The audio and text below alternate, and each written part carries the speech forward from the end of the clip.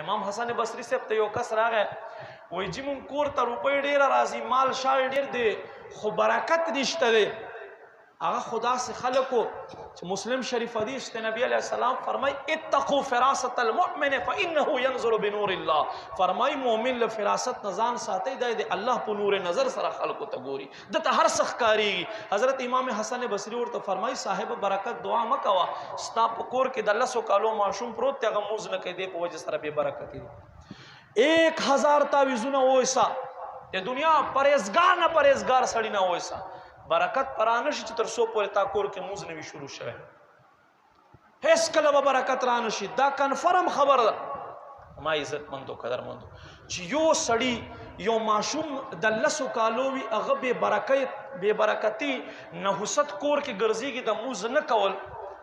دلته خو پلار هم وده ده دلته خو مورکۍ هم وده ده دلته خو نوجوانان لونه هم ودی دي نوجوانان زمن هم وده دي ما عزت مندو قدر مندو بیا به خاور برکت راشي نبی علیہ السلام فرمای بیزه ساتي دا برکت لري فرمای سپای ما ساتي فرشتي ناراضي علما فرمای دا الله محبوب د سولی فرمای فرمای دل جاته چې په زناورو کې لواړو نام مخ کې کم زناور چپاسي هغه بیزه ده